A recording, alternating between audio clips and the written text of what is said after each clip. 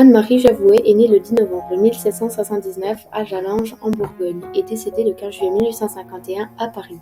Elle est la fondatrice de la congrégation des Sœurs de Saint-Joseph de Cluny.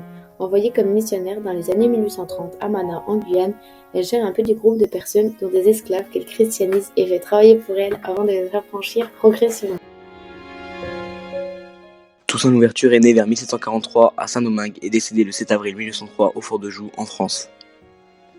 Jeune homme, il est un esclave domestique sur l'habitation Bréda. Affranchi vers la fin des années 1760, il s'installe à la tête d'une habitation produisant du café et dispose de plusieurs esclaves sous ses ordres.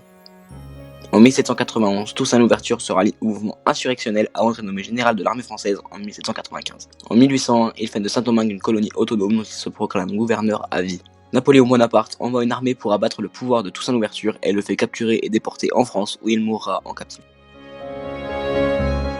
Jacques-Antoine Priclet est né le 6 mars 1753 à Champagny en Haute-Saône et décédé le 15 février 1802 à Vesoul.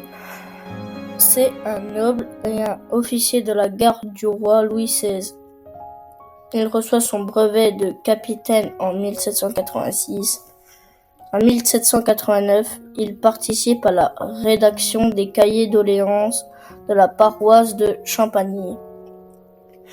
Proche de la Société des Amis des Noirs en 1788, Jacques-Antoine Priclet s'engage en faveur de l'abolition de l'esclavage et de l'égalité entre tous les hommes et fait rédiger l'article 29 des cahiers doléances de sa commune dans ce sens.